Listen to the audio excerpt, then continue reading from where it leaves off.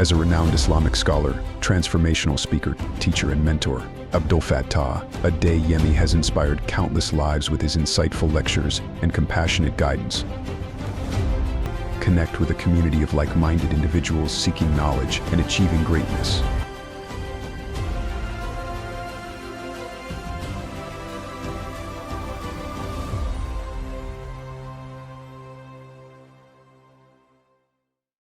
Assalamu alaikum wa rahmatullahi ta'ala wa barakatuhu. My name is Abdul Fattah Adeyemi. Thank you for joining me again for another episode, which is a continuation on the discussion on Fiqh al-Ghara'iz, and that is the jurisprudence, the psychology, and the ethics of desire, of lust, and the control of nafs, the control of yourself, so to speak. Today's topic is Islam on desire. We look at the Islamic equipoise perspective on desire, and let's do that by studying the Qur'an further on the matters of desire, lust, and the soul, that is the self. In the Islamic worldview, desire is not an aberration but a deliberate, intricate part of Allah's creation.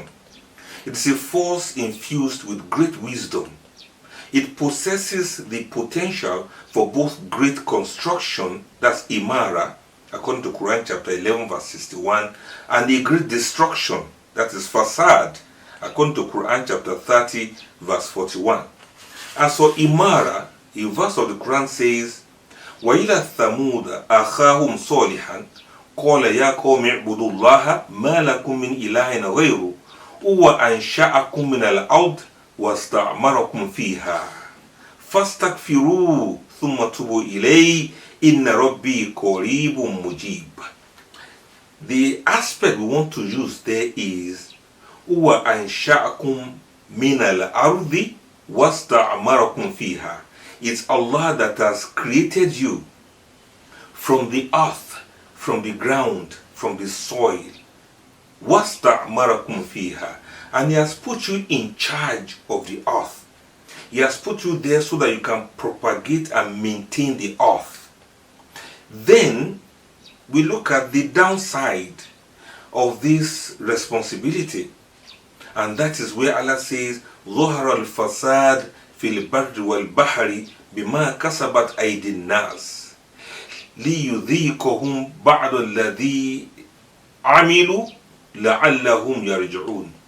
Allah says, indeed, a lot of facade, a lot of destruction, a lot of bad things are becoming apparent on the sea and the land because of what the hands of people, what the hands of mankind has put forth. And they are really going to have a taste of the bad thing they have done, so that they can return back to Allah, having seen that the path they are treading is not working for them. These are the two approaches now, the same desire and lust that Allah has infused in human beings to be able to maintain law and order on earth. If they were to be angelic, if they were to live up to the expectation of being humans, that same desire has been turned into what has brought a lot of facade, a lot of destruction on earth because of what people do and because of what they covet and what they desire. The Islamic approach is not to extinguish desire, but to channel it, to purify it, and to place it in its service to its creator. This is the path of attaining iman, that is faith, and attaining ihsan, that is excellence in worship. So let's look at it together now. Desire is both a tool and a test from Almighty Allah. Islamic philosophy views worldly desires not as inherently evil, but as a test, a fitna, and ibtila, a trial. The pleasures of this world, food, drink, companionship, and beauty, they are all described as ladat, that is delights, enjoyment, that are halal, that are permissible, and even encouraged when approached with gratitude and within the boundaries of Almighty Allah. Allah says, زُيِّنَ لِلنَّاسِ حُبُّ الشَّهَوَاتِ مِنَ النِّسَاءِ وَالْبَنِينَ وَالْقَنَاطِرِ الْمُقَنطَرَةِ مِنَ الذَّهَبِ وَالْفِضَّةِ وَالْخَيْلِ الْمُسَوَّمَةِ وَالْأَنْعَامِ وَالْحَرْثِ ذَلِكَ مَتَاعُ الْحَيَاةِ الدُّنْيَا وَاللَّهُ عِنْدَهُ حُسْنُ الْمَآبِ. You see that in Surah Ali Imran. Allah says, beautiful for people, or beautified for people, is the love of that which they desire in terms of women, children, heaped up sums of gold and silver, fine horses and cattle, and tilled land. That is the enjoyment of the life of this world. But Allah has with him the best return. Surah Ali Imran, verse 14, chapter 3, verse 14. This verse acknowledges the power of desire while immediately redirecting the gaze to the ultimate eternal fulfillment. That's the best return with Allah. The problem, therefore, is not desire itself, but its ultimate, illegitimate object and its excess, that is israf, excessive desire of things, or let's say its transgression of divinely set boundaries, the hududullah, crossing the boundary of what is normal, of what is required, of what is recommended by Almighty Allah. Desire, therefore, is the engine that Allah has placed within us. The desire for provision drives us to work, The desire for intimacy drives us to marry and build stable families. The desire for knowledge drives us to learn. The key is to harness this engine of desire to propel us towards Allah, not away from Allah. So the role of the Sharia can therefore be seen as channeling the flame to the right direction. And this is where the divine law, the Sharia, reveals its great wisdom. It is not, as sometimes misconstrued, it's not a set of arbitrary restrictions that are designed to deprive humanity of joy, of beauty, of enjoyment, Rather, it's the ultimate user manual for the human soul. The Sharia provides the moral and legal framework to channel the fire of desire constructively. The prohibition on alcohol, for instance, the prohibition on illicit sex, on usury and gossip, and so many other vices like that, are not condemnations of desires, but protection from the destructive potential of desire.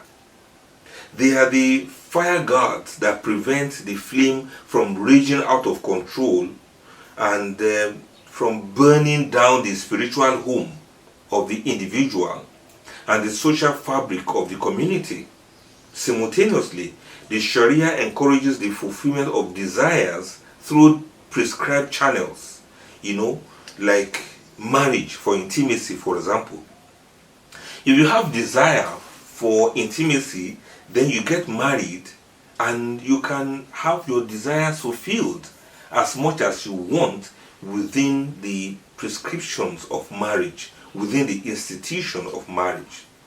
Trade and business and investment are channels for experiencing the desires for wealth.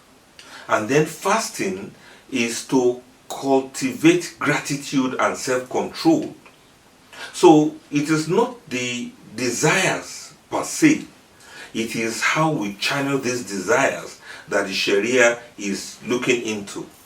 The command to restrain one's gaze, a primary Islamic prescription for managing lust and desire is for you to control your gaze, because the eyes are a major gateway to the heart. The Quran says, كُلِّ الْمُؤْمِنِينَ يَغُضُّوا مِنْ أَبْصَارِهِمْ وَيَحْفَظُوا فُرُوجَهُمْ ذَلِكَ أَزْكَى لَهُمْ إِنَّ اللَّهَ خَبِيرٌ بِمَا يَصْنَعُونَ وَكُلِّ الْمُؤْمِنَاتِ يَغْضُضْنَ مِنْ أَبْصَارِهِنَّ وَيَحْفَظْنَ فُرُوجَهُنَّ كل المؤمنين, tell the believing men to reduce some of their visions and guard their private parts. That is, they should lower their gaze, and that is purer for them. Indeed, Allah is acquainted with what they do. Not only for men, and tell the believing women, كل المؤمنات, tell the believing women to also lower their gaze and to guard their private parts. You see this injunction in Quran chapter 24, Surah An-Nur, verses 30 to 31. The key lesson we learn from this is a direct command for both men and women to reduce the gaze, to lower the gaze, and this means to lower it and avoid looking at what is forbidden. This act is described as azkar, is purer for them, indicating a spiritual purification of the heart from wanton lust and desire. However, there's this danger of following desires blindly. The Quran repeatedly warns against making one's desire a deity to be followed above divine guidance. In other words, if you follow your desires, it's as if your desire is your God, your deity. Allah says, أَفَرَأَيْتَ مَنِ اتَّخَذَ إِلَهَهُ أَهْوَاهُ وَأَضَلَّهُ اللَّهُ عَلَى عِلْمٍ وَخَتَمَ عَلَى سَمْعِهِ وَقَلْبِهِ وَجَعَلَ عَلَى بَصَرِهِ غِشَاوَةً فَمَنْ يَهْدِيهِ مِنْ بَعْدِ اللَّهِ أَفَلَا تَذَكَّرُونَ.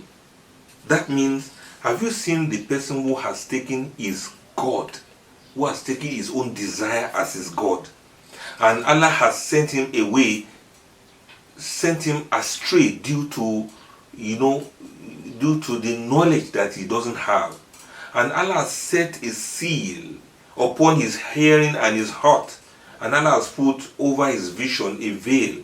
So who will guide him after Allah? Then will you not be reminded of what you need to do? You see that in Surah Al-Jathiyah chapter 45 verse 23. What that means is that this is one of the most powerful condemnations of unchecked lust. It describes the one who is enslaved by their whims and desires as having taken it as a god. This leads to a spiritual bankruptcy where the heart becomes sealed and guidance cannot reach it. And more directly, the Quran describes the successful believers by saying that وَالَّذِينَ هُمْ لِفُرُوجِهِمْ حَافِظُونَ إِلَّا عَلَىٰ أَزْوَاجِهِمْ أَوْ مَا مَلَكَتْ أَيْمَانُهُمْ فَإِنَّهُمْ غَيْرُ مَلُومِينَ فَمَنِ ابْتَغَىٰ وَرَاءَ ذَلِكَ فَأُولَٰئِكَ هُمُ الْعَادُونَ. The meaning of that is, and the believers are they who guard their private parts, except from their wives or those their right hands possess, for indeed they are not to be blamed. But whosoever seeks beyond that, then they are the transgressors. You see that in Surah Al-Mu'minun, chapter 23, verses 5 to 7. I need you to check it out. Allah described the believers as those who guard their chastity, and that's those who tame and direct their sexual desires. The boundaries are clearly defined, and the intimacy is permitted only with one spouse, or in the historical context of Arabia those days, those whom their right hands possess. Anything beyond that is udwan, is transgression against the limits set by Almighty Allah. Let's look at this very interesting part, the Sufism and the alchemy of desire. Imam Ghazali would be interested in this topic if he were here today. But let's look at it generally.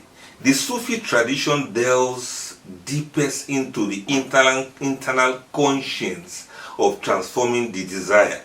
That's the tazkiyah to Nafs, the purification of the soul. For the Sufis, they believe that the goal is a complete reorientation of all human desires, which is tawbah, that is turning towards Allah. According to them, especially a Persian poet and sage, according to Jalaluddin Rumi, he masterfully articulated this. He spoke of transforming the base worldly desires into a singular, all-consuming love for the divine, that is ishq. As far as he was concerned, your desire should be for Allah. Your ishq, your love, should be turned towards Allah. your desire should be towards realizing and experiencing Allah, and your love should be towards Allah. So this is called ishq. The desire for the beloved becomes a longing for a union with Allah. And this is the alchemical process where the lead of lower desires is transformed into the gold of divine love. And then we have the practice of dhikr, remembrance of Allah, as the tool to achieve this. The seeker of the love of Allah purifies his intentions by constantly redirecting the heart's focus away from ephemeral objects of desire and towards the eternal. The desire ceases to be for the world, but becomes a desire through the world for the creator of the world. One eats not merely to satisfy taste, but to have strength in order to worship. One seeks beauty to appreciate the artistry of Allah, not just for worldly desire. And you seek to do good deeds, to pursue pleasure, to pursue goodness, in order to further appreciate the goodness of Almighty Allah, in order for you to be more grateful to Almighty Allah. You seek adornment, you seek beauty in the world around you, in order to appreciate Allah some more, to know Allah some more, to come closer to Allah some more, and to love Allah some more. According to these Sufis, they say that is the object of desire, the desire of Almighty Allah through the desire of the things He has created. And of course, you will not overshoot your desires in such a way that it makes you to become ungrateful to Almighty Allah, and in such a way that you begin to worship your desire instead of worshiping Allah subhanahu wa ta'ala, that has placed these desires in you as a mark of favor, as a mark of blessing. In summary, let us summarize the Islamic view of this desire. It is that of acknowledgement, not denial. Desire, that shahwa, is recognized as a natural, powerful human impulse. It is that of guidance, not suppression. Islam provides a legal and spiritual framework to channel this desire, not simply suppress it. It is also the primary method, that we can practice easily, and that is through marriage. The desire for sexual pleasure is to be channeled through marriage, not otherwise, not outside of marriage. Then we also have the advantage of desire as something that instills spiritual discipline in us.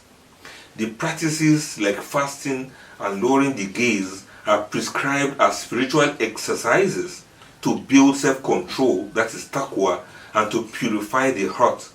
And that's what Islam is saying. However, there's a severe warning in this regard, and that is allowing desire to become one's ultimate master is equated with a form of shirk. It's a form of idolatry. It leads to spiritual ruin. If you take your desire as your God, then you are committing idol worship. Ultimately, there's a reward for harnessing the desire. Successfully managing this test leads to divine pleasure and the immense reward of paradise. If you are able to put your desire in balance, then this is the path to tread, and this is the way to go. Thusly, the Islamic philosophical look on desire is one of balance and wisdom. It acknowledges its power without being enslaved by it. It offers a comprehensive system to manage this flame, and this can be done through the Sharia for outward conduct, and through tazkiyah to nafsi, purification of the soul, for inward rectification. Desire is recognized as the very impulse that leads to creation. As a famous hadith, Hadith Qudsi once stated, Allah said, I was a hidden treasure, and I love to be known. So I created creation so that I will be known. Therefore, the ultimate human desire to know, to love, and to be close to Almighty Allah is but a reflection of a divine attribute. The journey of a Muslim is to untangle that highest desire from the lower ones, to use the fire to warm the heart with the love of Allah, and to ensure that it never burns down the sanctuary of faith within. It is the journey from being a slave of one's desire to becoming a slave of Allah, which paradoxically is the definition of true freedom. Unlike other spiritual paths that teach suppression, and unlike modern ideologies that preach indulgence, Islam takes the middle path. Islam teaches discipline without denial, and Islam teaches fulfillment without shame. This balanced approach aims to create a society where natural desires are fulfilled in a wholesome and dignified and lawful manner that preserves individual spirituality and social harmony. In Islam, therefore, desire is not a taboo. It is fitrah. It's an innate human tendency. It is part of how Allah fashioned us. It is part of our taste. It is part of our worship. It is what we should embrace, but not to discard. Because ultimately, if we harness it well, it draws us closer to Almighty Allah, the ultimate goal of our ishq, the ultimate goal of our love and our desire. We love Almighty Allah, and we desire to reunite with Almighty Allah by carrying out His injunctions, by doing His wills, and not by following our desires that may mislead us into the wrong path. This is where we draw the curtain on today's topic, Islam on desire, where we also looked into an Islamic balanced perspective on the human passion and other emotions. I do hope you have had a wonderful experience with the discussion so far. There's a lot more ahead for us to look at together, inshallah. So please join me again for the next one as you edit your universe. I am Abdul Fattah Adeyemi. Assalamu alaikum wa rahmatullahi ta'ala wa barakatuh.